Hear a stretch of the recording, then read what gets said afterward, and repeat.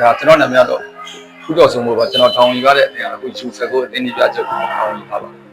ဟုတ်ကဲ့ဒါကျွန်တော်တို့တွေ့ရမယ့်တင်ကတော့23ရက်နေ့မှာမလေးရှားနိုင်ငံ24ရက်နေ့မှာအင်ဒိုနီးရှားနိုင်ငံဟုတ်ပွဲ2ရက်စရိုက်ကကျွန်တော်တို့ကတော့လေ့ကျင့်စီစဉ်ကတော့ကျွန်တော်တို့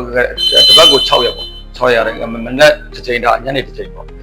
လေ့ကျင့်မှုပိုင်းတွေကတော့ကျွန်တော်တို့ဖူဆန်နဲ့ပတ်သက်တဲ့လေ့ကျင့်ခန်းတွေပေါ့တစ်ဖက်တွေပါတယ်တက်တွေပါတယ်ပြီးကျွန်တော် transaction တွေပါတယ်ပြီး supply တွေပေါ့ပြီး power play တွေနဲ့အကုန်လုံး player တွေရဲ့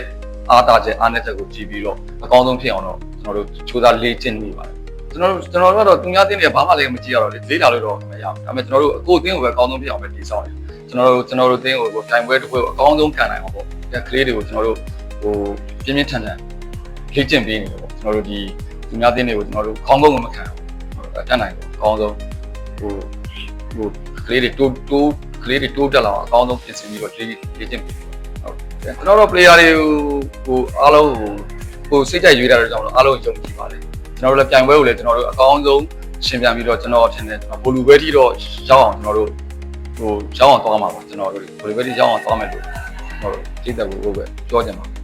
ဟုတ်ကဲ့ကျွန်တော်ကတော့ကြည့်တဲ့တွေကိုတော့ပြောချင်တာတော့ကျွန်တော်တို့ကတော့အကောင်းဆုံးကြိုးစားတယ်ယူစကိုတင်ရတော့ကျွန်တော်တို့ယူစကိုအတင်းကိုလည်းအားပေးပါပြီးတော့ခုကျွန်တော်တို့ခုလက်ရှိကလေးကကျွန်တော်တို့အောက်ကတင်ယူ16တင်လဲအကောင်းဆုံးကြိုးစားတယ်နှစ်သိန်းလုံးပေါ့ကျွန်တော်တို့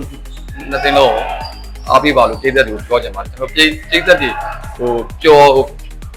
တဲ့တွေပျော်ရွှင်အောင်ပေါ့ကျွန်တော်တို့ဘက်ကလည်းအကောင်းဆုံးပြည့်ဆက်ပြီးတော့ကစားပေးပါလို့ကစားပေးပါမယ်လို့လည်းပြည့်တဲ့တွေကိုပြောချင်ပါတယ်ကျွန်တော်တို့ဒီလောကကတော့ကျွန်တော်တို့အကောင်းဆုံးပေါ့နော်အခု